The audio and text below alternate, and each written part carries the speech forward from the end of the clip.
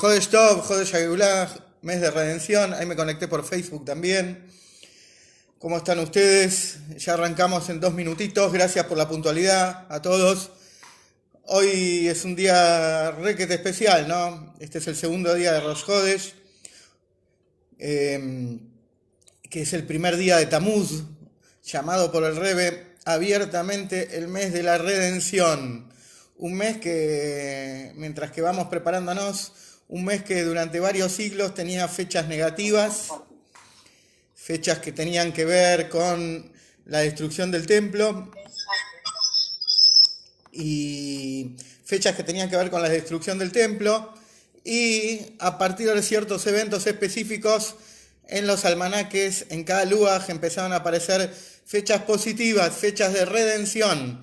El 3, el 12, el 13, el 15, que a veces uno no presta atención, que el 15 de Tamuz es el aniversario del Or HaHaim, Rabbi Haim Ben Atar, que era el Mashiach de la generación previo al Baal Shem Tov, que trabajó toda su vida en el estudio del interior de la Torá, en la Kabbalah, emprendió un viaje a Israel con sus alumnos, pasó por Italia para conseguir sponsors para poder imprimir su obra, que su obra, la Torá, el Or HaHaim, sus Pirushim, hablan muchísimo de Mashiach, muchísimo. El que estudia la Parshá de la semana con Mikraot Gedolot descubre que el Or HaHaim todo el tiempo está hablando de Mashiach, hasta tal punto que en la Parshá Re dice Mashiach Shenikra Shemo Haim, el Mashiach cuyo nombre Haim se alude a sí mismo. Él conocía que era el líder de la generación, el descendiente de David. Ese es el día 15 de Tamuz, pero no es el tema de hoy, ¿no?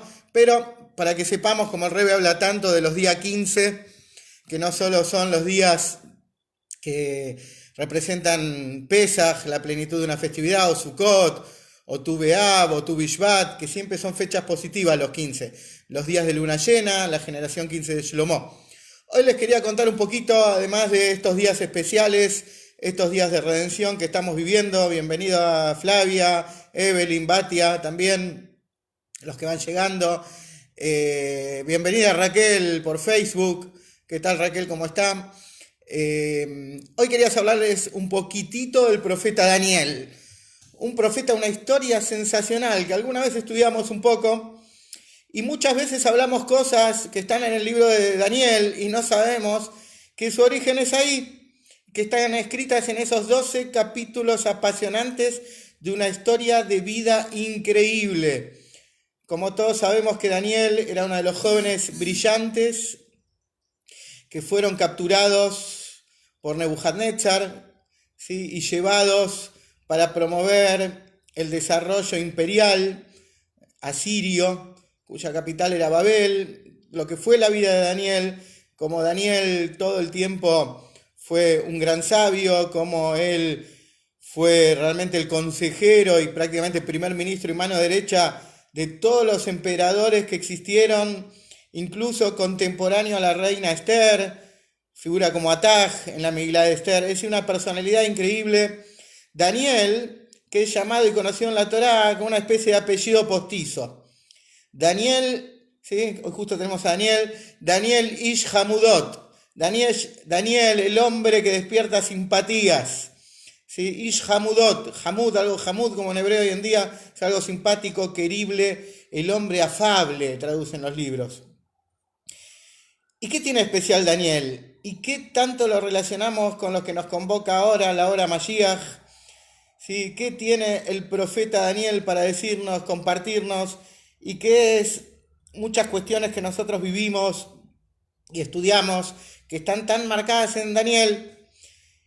Daniel a lo largo del libro tiene visiones proféticas, resuelve conflictos imperiales, resuelve enigmas que tienen los reyes, anticipa el futuro, ve realmente los grandes imperios de la humanidad y ve sus caídas, y ve también al final del libro, ve nuestra redención.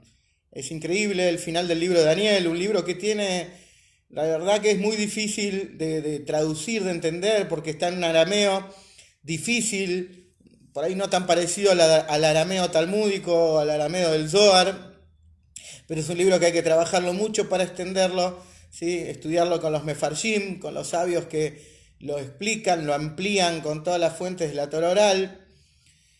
Una cosa interesante que tenemos de Daniel, ya antes de empezar a hablar de Daniel y qué significa la palabra Daniel, que muchos sabemos, que tiene que ver con que me juzgue Hashem, el Dani, tiene que ver con Din, y lo otro es un nombre divino asociado a la bondad, pero antes que entrar en ese tema, hay un primer versículo que repetimos continuamente. ¿Vieron cuando estudiamos que el Mashiach puede venir en dos situaciones? Como dice un versículo, como un pobre montado sobre un burro, o Imananei Shemaya. ¿Dónde está escrito? Justamente que el Mashiach puede venir en nubes del cielo. Hola Eva, ¿cómo está? Me está escuchando Eva también, desde Facebook.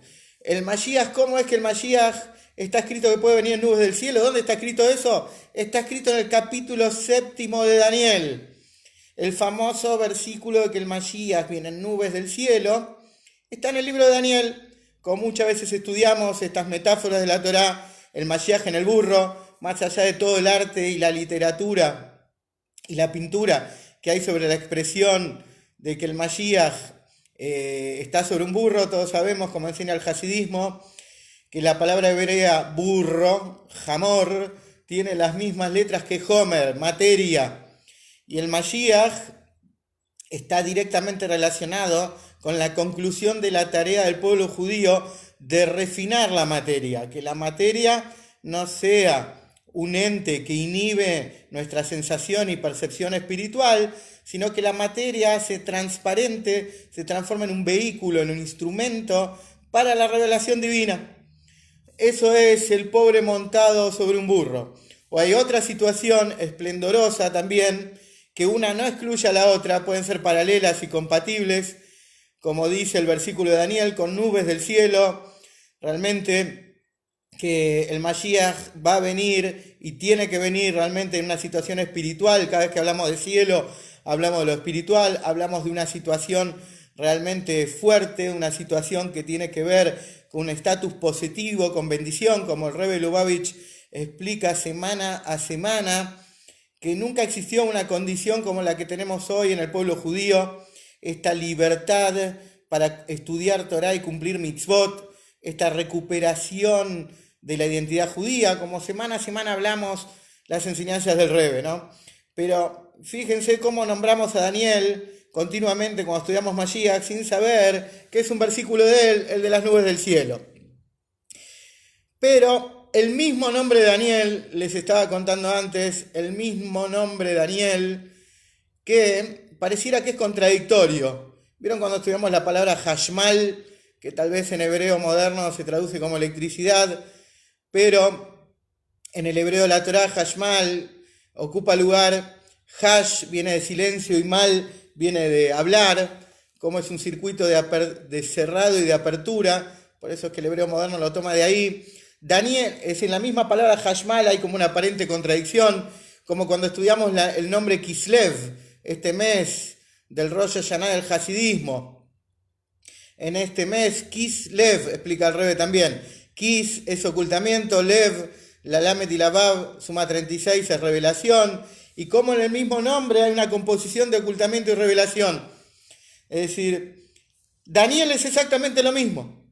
Primero Dani, tiene que ver con Din, con el juicio, con lo que es la Geburá, con el rigor del ocultamiento divino. Y las últimas dos letras que forman la palabra él, que es un nombre divino independientemente hablando, tiene que ver con la bondad, ¿sí? Porque todos los nombres que terminan con la E y la L, ¿sí? Es el nombre divino que manifiesta el flujo de bondad hasta ese mundo, hacia este mundo. Este mundo que está regulado, ¿no? Simbolizado por el nombre Elohim, restricción, juicio, ¿sí? Es decir, es el juicio que evalúa si la revelación divina se puede permitir manifestarse. Es decir, como estudiamos en el Tanya, en la segunda parte, lo que se llama Sha'ar y Hud Be'emuná, cómo son simultáneos el fenómeno del primer nombre de Dios, Abaye, que constituye las cosas, y el segundo nombre que Hashem compatibiliza, que es Elohim, que oculta todo el fenómeno. Por eso siempre en Shabbat, hola Gustavo también, hola Jacob David, por eso en Shabbat siempre decimos Vayehulu, ¿sí? Vaihal Elohim. que se acabe Elohim, que termine Elohim, que termine el ocultamiento. Bueno, este es el concepto de Daniel también. Cuando hablamos de Daniel, estamos hablando que la parte bondad, él se impone sobre Dani, sobre mi juicio. Es decir, que la revelación, la manifestación abierta de la divinidad se impone por sobre el ocultamiento. Esto es, este concepto, la definición perfecta de la llegada del Mashiach. ¿Qué es la llegada del Mashiach?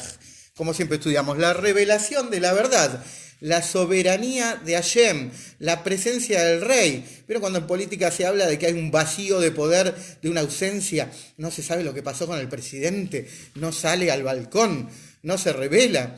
Entonces, en el mundo pasa esto y nos hemos adaptado a esto y no reaccionamos ante el ocultamiento divino.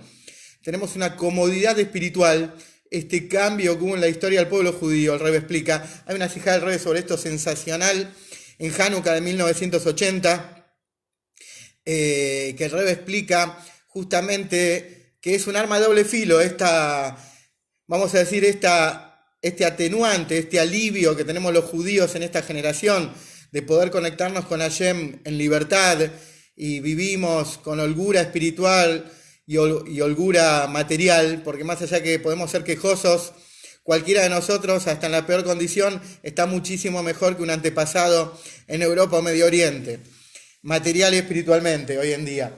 Entonces, este bienestar por primera vez nos hace sentir seguros en el exilio, después de tantos siglos, pero puede ser este bienestar, lo podemos malutilizar en aburguesarnos, en no darnos cuenta de que nuestra tarea y este bienestar que tenemos actualmente es para traer la redención. Y esto es el indicativo número 1 del nombre Daniel, y una de las cuestiones más fuertes que están implicadas en su nombre. Después hay otro famoso pasaje de Daniel que siempre estudiamos en el hasidismo. Y a veces ni siquiera sabemos que se está refiriendo a él y que él lo dice. Daniel dice en el capítulo 10, sí, yo tuve una visión y los que estaban conmigo no vieron nada, pero cayeron al piso impactados y huyeron y salieron corriendo. Siempre en Hasidismo estudiamos sobre eso, dice que ellos no vieron, pero Mazalayu, el masal de ellos, la fuente del alma de ellos, vio.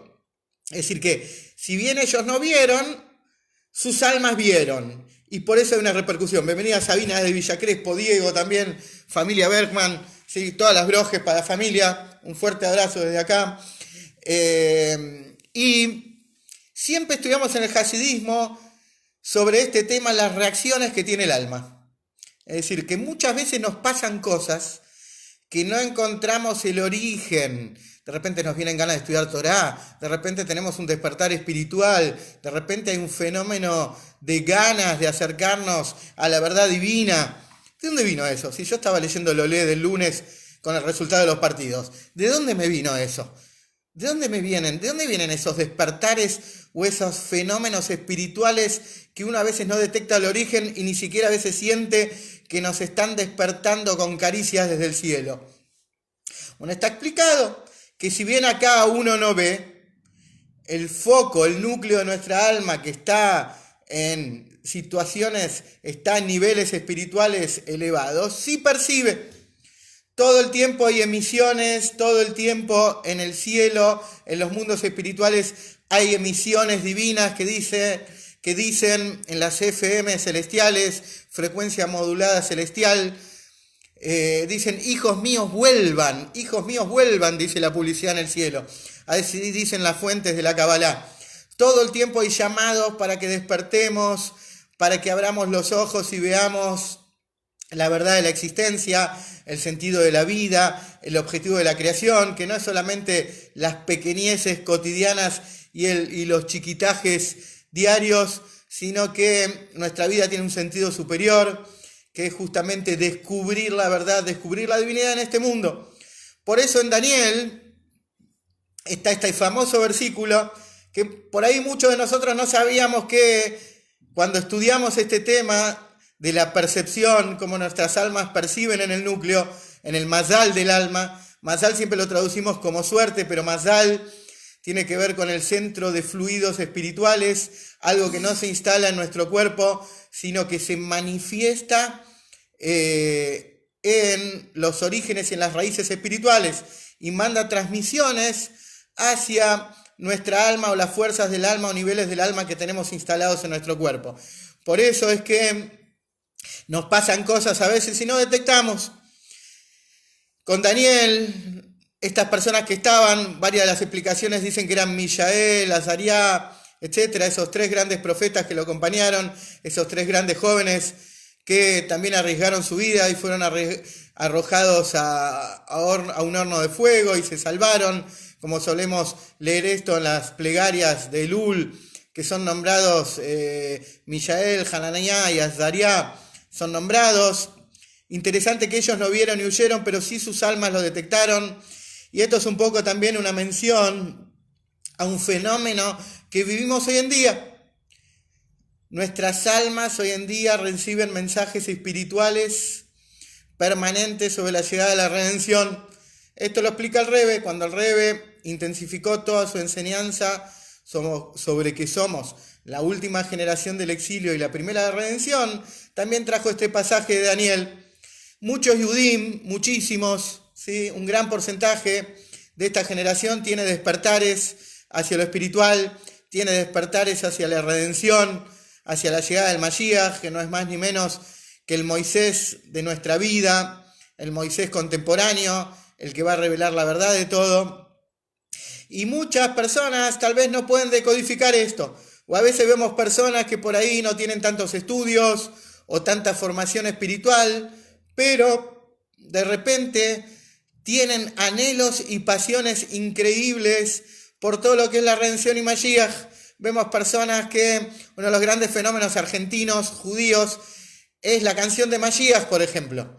Esa famosa canción que ya tiene casi 30 años de Mordejai Ben David, que se convirtió en el hit de todas las bodas judías habidas y por haber, no importa de qué sector o origen o corriente o creencia, los judíos se enamoraron de esa canción y no de otra. Y cuando se hacen casamientos, siempre en las redes sociales dicen, van a pasar Mashiach, la canción de Mashiach. Es decir que hay una vibración espiritual en nuestra generación, hay un despertar, y esto es lo que Daniel nos cuenta.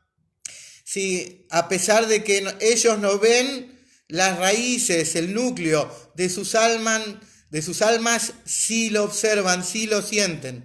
Por eso estamos conmovidos por Mashiach, por eso hoy ustedes escuchan no solo a los rabinos de Jabat hablar de Mashiach, escuchan a los rabinos de todas las comunidades hablar de Mashiach y la redención, porque es algo que está realmente transmitiéndose desde el cielo, es algo que las almas se están realmente nutriendo de este mensaje, y es por eso que nosotros nos encontramos a estudiar sobre Mashiach y redención, a avanzar en el tema y a profundizarlo.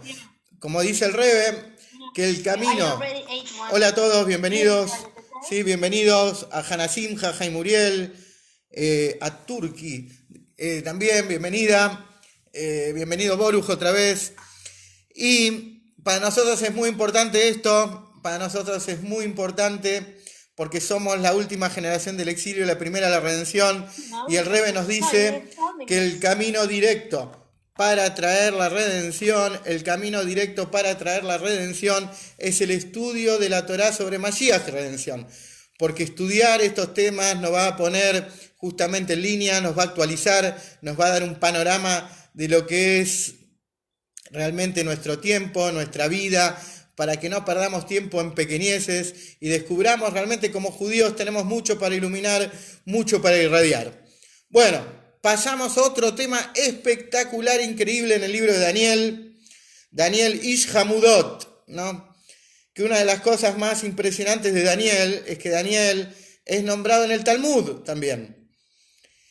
Y Daniel fue tan grande, pero tan grande, una vez no toma dimensión de quién fue Daniel, y tan grande que fue en el Talmud, en el famoso capítulo 11, Perek Helek, que siempre les cuento, del Tratado de Sanedrín, el Talmud de Babilonia, Tratado de Sanedrín, este tratado donde Maimónides en sus Mishnayot explica los 13 pilares de la fe, cuyo pilar número 12 es Mashiach y 13 la resurrección de los muertos.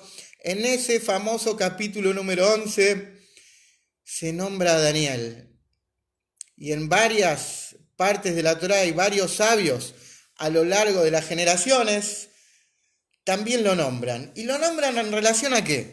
¿Cuál es la vigencia de Daniel? Daniel, sinónimo de qué es Daniel? Una vida realmente con muchos desafíos, una vida en lo más alto del poder, una vida constante de amenazas, del odio y la envidia de los ministros, de aquellos emperadores a los que Daniel servía. ¿Por qué aparece Daniel en las fuentes talmúdicas y en otras fuentes de sabios?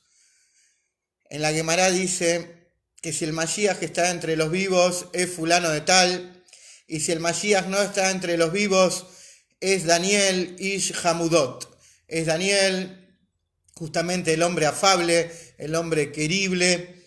Es decir, que Daniel también en la Torá oral es enseñado como el Mashiach que puede ser no de los terrícolas, sino de los celestiales. Como es sabido que la Torá dice que el Mashiach puede ser el líder actual de la generación, el que está presente en este mundo físico, o puede ser el candidato a ser Mashiach, puede ser un alma, ¿sí? Una vida que está en un mundo espiritual. Como todos sabemos que la definición de la palabra vida no significa estar en el planeta Tierra. Para la Torá la definición de vida es conexión con el Creador, como podemos estudiar en el Zohar, podemos estudiar en el Tania. Por eso el Tania mismo dice que los malvados, Arreshaim Kerubim Metim, los malvados son llamados muertos. ¿Por qué? Porque por hacer el mal se desconectan, se cortan del Creador. Y lamentablemente hay malvados que se cortan eternamente y desaparecen como si no hubieran existido. Por eso hoy decíamos en Rosh Hodesh, Shitamu Hataim Min Haaretz, como el rey David le dijo a Hashem, no te enojes, David, con las personas, enojate con los pecados. Por eso el rey David dice que culminen los pecados de la tierra, que las personas reflexionen y vuelvan a mí, dice Hashem. Por eso el rey David dice, Itamu Hataim Min Haaretz, etcétera, que se culminen los pecados. Y por eso el Tania trae esta fuente de que los malvados son llamados muertos y los tzadikim, los justos, son llamados vivos. Estén donde estén, no importa el domicilio del código postal, si es un código postal o un domicilio terrenal que sale en Google Maps, o es un domicilio celestial. Esté donde esté, puede ser candidato a Mashiach, como dice Maimónides, y trae Maimónides y cita todas las fuentes de la Torá en sus famosos capítulos de Leyes de Reyes sobre Mashiach. O sea que Daniel, el hombre afable, Daniel Ish Hamudot, es realmente el símbolo y el modelo de quién puede ser el Mashiach, no estando en este mundo, no estando en este mundo físico, no siendo visible en este mundo físico. Hasta tal punto es la personalidad y la grandeza de Daniel, que es el ejemplo madre de quién puede ser el Mashiach. Bueno, me tomo una pausa para decirles que pueden escribir cualquier pregunta, cualquier sugerencia, o lo que quieran compartir por el chat, tanto en Facebook como en Zoom. ¿Sí? También hay espacio a las preguntas y que podamos compartir entre todos. Estamos haciendo esto los lunes y jueves a las 7 de la tarde. ¿Sí? Una forma de reforzarnos en estos momentos de desafíos y de pruebas, donde el Yehudí tiene que estar más fuerte que nunca. El Yehudí tiene que estar realmente con esa presencia y con esa fuerza a pesar del bombardeo mediático y de los miedos que nos quieren imponer. El judío tiene que estar más fuerte que nunca con la artillería pesada de la Torá y las armas del hasidismo, que son las armas más sofisticadas y de largo alcance hacia el interior del corazón. Todos tenemos que estar más fuerte que nunca y con más alegría que nunca, porque detrás de todas nuestras vidas está la incipiente redención, tal cual nos anuncia el Rebbe de Lubavitch. Vamos a pasar a un nuevo tema que sigue relacionado con Daniel. El último capítulo de Daniel es el capítulo que tiene que ver justamente con una profe. Saludos desde Canadá para Eben también, allá en Facebook. Hola Eben, ¿cómo estás? Hace mucho no te veía. Gracias por participar. También saludos de Nueva York a Hannah Simha. Al final de Daniel, capítulo 12, están los versículos tal vez más difíciles de descifrar, donde los sabios escribieron y trataron de descifrar cuál es el Ketz, porque está esa famosa palabrita que nos acompaña a lo largo de todo el estudio de Mashiach, que se llama Ketz. Ketz significa fecha de vencimiento, ¿sí? Como una boleta de luz, lo aleinu, ¿sí? Como el ABL, Ketz. Y hay dos palabras que acompañan a Ketz que son muy parecidas. Ketz Ayamin, con N al final, con nun final, y Ketz Ayamim, con la mem final, como explica el rey de Lubavitch. Vamos a encontrar partes de la Torá que dice el final de los días con una N, y otras partes de la Torá que habla del final de los días con la M, ¿sí? Con mem final. ¿Cuál es la diferencia? Vale aclararlo. El primer Ketz Hayamim se refiere al fin del exilio, y el segundo Ketz Hayamim se refiere al inicio de la redención. Parece muy simple, parece una redundancia, hasta parece que estoy hablando de lo mismo. Si el final del exilio es el principio de la redención, ¿por qué me lo separás? Sería la pregunta. Entonces, la cuestión es que dice acá, bienvenido Uriel y señora. La cuestión es como el famoso pasaje talmúdico de Shabbat, para que entendamos por qué está escrito de dos maneras: final del exilio, vencimiento del exilio. Vieron que hay un famoso pasaje talmúdico, les decía, que dice que si cumplimos 2 Shabbat, viene la redención. Si cumplimos 2 Shabbat como tiene que ser, si el pueblo de Israel cumple 2 Shabbat como tiene que ser, viene la redención. ¡Qué exigente, Talmud babilónico! ¡Qué exigente! 2 Shabbat, todo el pueblo de Israel. ¿Qué significa 2 Shabbat? Hay que estudiar, y ahora se lo voy a explicar. Hay otro Talmud, que es de Yerushalayim, que nos hace descuento, nos hace descuento. Dice que si Israel cuida un Shabbat, viene la redención. ¿Qué significa esto? ¿Dónde se estudia? ¿Por qué esta cuestión de 2? ¿Sí? Porque en la Parshá de Noaj, ¿sí? Conocen a Noé, el que hizo el arca, cuando fue un diluvio, que está por venir, dicen ahora en Buenos Aires a la noche, una lluvia. Está escrito Ele Toldot Noaj. 2 veces seguidos el nombre de él. Todos los sabios a lo largo de la historia preguntan por qué la redundancia. ¿Por qué Noaj? Noaj viene de la palabra descanso, prácticamente significa Shabbat, Noaj, son sinónimos. Y esto tiene que ver con que en Shabbat hay 2 partes, como dice el Zohar: Male de Shabbata y Yoma de Shabbata. ¿Qué significa esto? Víspera de Shabbat y día de Shabbat. Entonces, en realidad, lo que el hasidismo explica, que lo que el Talmud Babli, el Talmud de Babilonia, nos dice que hay que cuidar 2 Shabbat, en realidad es uno. No hay pelea con el Talmud de Jerusalén, porque Shabbat se divide en 2, se desdobla. ¿Y qué tipo de desdoble es? Cuando empieza Shabbat, en general, llegamos con todo el peso y la carga del cansancio de la semana, con todo el estrés arriba nuestro. Hola, Nico. Con todo el estrés arriba nuestro. Entonces, la primera parte del Shabbat, ¿sí? Que es la víspera y el inicio, está toda la carga, el peso, el cansancio, el no doy más, y volver del Beit Knesset en aquellos tiempos y sentarnos en la mesa, una mesa que ya no tiene nada de laboral, ni teléfonos, ni ruidos, sin teléfono y sin ruido, como decía una vieja canción, y nos sentamos en una mesa con un kiddush, con palabras de Torá, melodías, pero tenemos toda la carga encima, nos quedamos dormidos en la mesa, estamos cansados de toda la semana. Eso es la primera parte del Shabbat.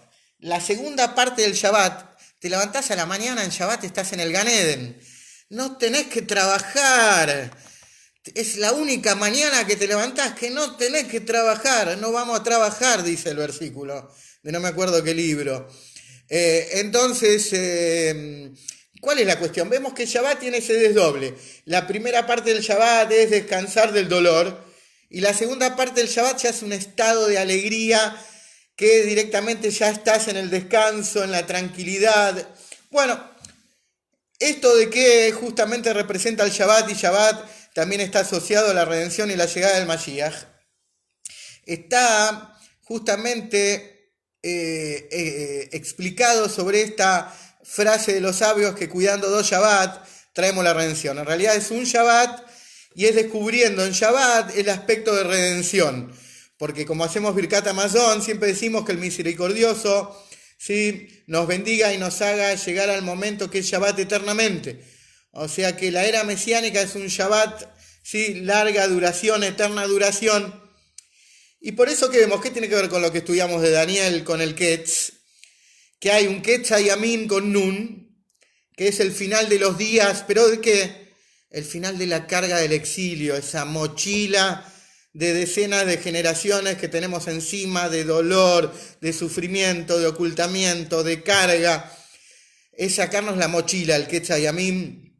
Finalmente la mochila pesa, es sacártela por fin. Ese es el primer Ketz. El segundo Ketz, que es con Mem, Endmem, con Mem final, es ya el alivio, es directamente la situación óptima. Es 2 en 1, los dos significan fecha. Y siguiendo el tema un poquito en Daniel, realmente al final Daniel tira unas fechas, tira unos números que los sabios también a lo largo de las generaciones exploraron. Habla de un periodo de 6x7, un periodo de 45. No viene al caso hoy. Viene el Mashiach ya mismo y él va a traer la calculadora y nos va a explicar cómo se cumplen todos esos números. Ya ni siquiera hace falta hacer las cuentas. La redención ya está aquí. Bezrat Hashem. Y tenemos que saber que al final de Daniel hay un Rashi fantástico, un Rashi increíble. Daniel dice al final, ¿sí?, justamente que a tal fecha va a suceder esto, esta revelación. Y Hashem le dice, bueno Daniel, ya llegó tu hora, ¿sí?, vamos a guardar esto hasta el final de los días. Y Rashi, el gran sabio Rashi, ¿sí?, que realmente hizo el gran Google de la Torá oral y la relacionó con la Torá escrita, que nos explica y nos amplía la Torá y nos busca en cada lugar de la Torá oral dónde está escrito el versículo y nos busca fuentes de todo tipo y nos explica y nos facilita. Rashi trae algo que está escrito en las fuentes y que muchos sabios revelan a lo largo de la historia. Ahí al final de Daniel, Rashi dice, Beniglé, Benigse, Beniglé. El Mashiach se revela, se oculta y se vuelve a revelar. Es decir que el tema del Mashiach es igual al de Moisés. Moisés cuando apareció en Egipto e informó la futura redención, un apagón intermedio, un ocultamiento de Moisés temporal y luego Moisés volvió a reaparecer. Lo mismo con el Mashiach, y preguntan los libros y preguntan los sabios a lo largo de las generaciones, ¿por qué? ¿Por qué no se puede revelar directamente y venir? ¿Por qué Hashem instaló esto? ¿Por qué se revela, se oculta, otra vez sufrir? Ya estamos festejando, descorchamos el champán, descorchamos lo que sea, festejamos, decimos Lejaim, ya viene, y se volvió a ocultar para volver a revelarse. ¿Por qué un fenómeno así? Porque Hashem, como si fuera una maestra, ¿sí?, de la escuela primaria, no quiere jubilar al Golus sin hacer el último examen, la última prueba. La última prueba, la prueba de fe más grande de la historia. Y esto está traído en el Midrash Rabbah en 3 oportunidades, que muy poco, solo un sector del pueblo judío se va a dar cuenta de esa primera revelación. No va a ser masivo. Así lo trae Nachmanides en sus responsas rabínicas. Tenemos libro de cartas de Rabí Moshe ben Nachman, ¿sí?, se lo conoce como Nachmanides de Gerona, ¿sí?, donde, ¿sí?, Nachmanides es realmente uno de los grandes sabios, posterior a Maimónides, uno de los grandes escritores sobre Mashiach, también Nachmanides, y él contesta en una carta que realmente primero va a haber una revelación. Esta primera revelación es sectorial, Solo un sector del pueblo judío se va a dar cuenta y va a estar fervoroso todo el tiempo hablando de Mashiach. Van a ser insoportables con Mashiach, ¿sí? Después se va a ocultar y después va a haber una gran revelación.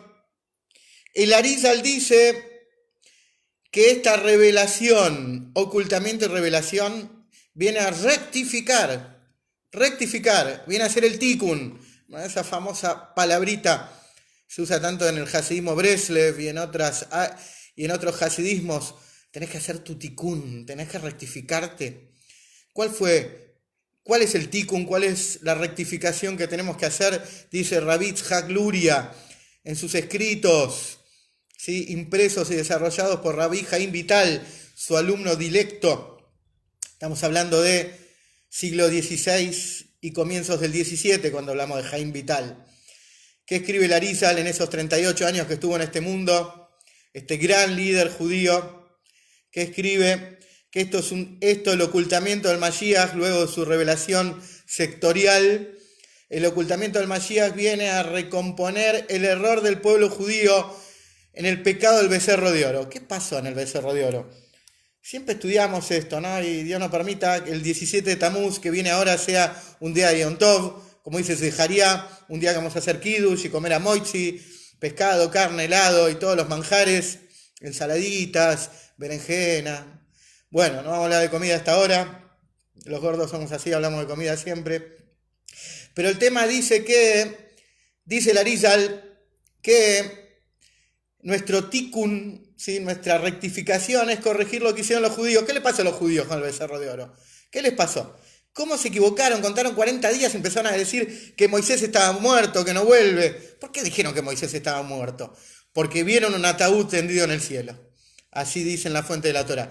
Vieron el ataúd de Moisés tendido en el cielo, ahí en el monte de Sinai, y dijeron, bueno, se acabó Moshe, así que busquemos algún líder, algo que nos saque adelante. Fue una prueba terrible, recién habían recibido la Torá, habían pasado 40 días, ¿sí?, y fue un matrimonio que ya a los 40 días hubo un cimbronazo.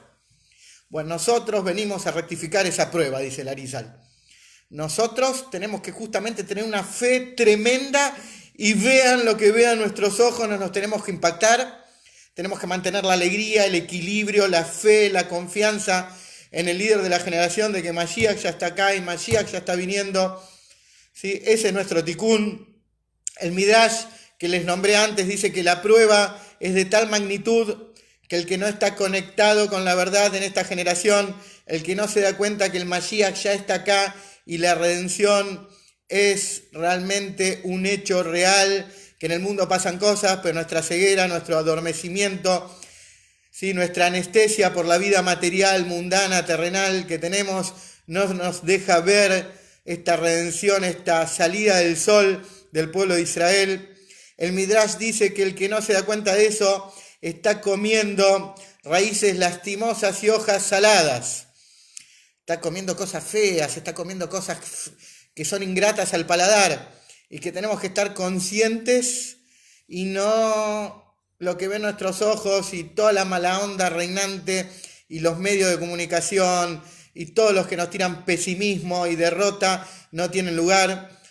Tenemos como judíos saber de que desde que se encendió el hasidismo con el Baal Shem Tov, no hay vuelta atrás con la redención.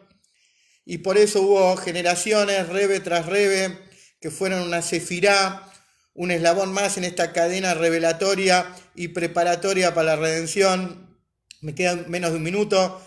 Los invito a compartir este espacio nuevamente, donde sea, Dios quiera, sea en Jerusalén, el próximo jueves a las 7 hora argentina, pero si vamos a estar en Jerusalén con la redención va a ser a la 1 de la mañana en Israel, que estemos haciendo lejaim y con alegría y todos con salud. Y como dice el Rebe, almas sanas en cuerpos sanos. Sobre todas cosas, la alegría es lo que más levanta el sistema inmunológico, la alegría en que somos Yudim, que Hashem está con nosotros, sin excepción, Hashem está y uno tiene que convencerse de eso.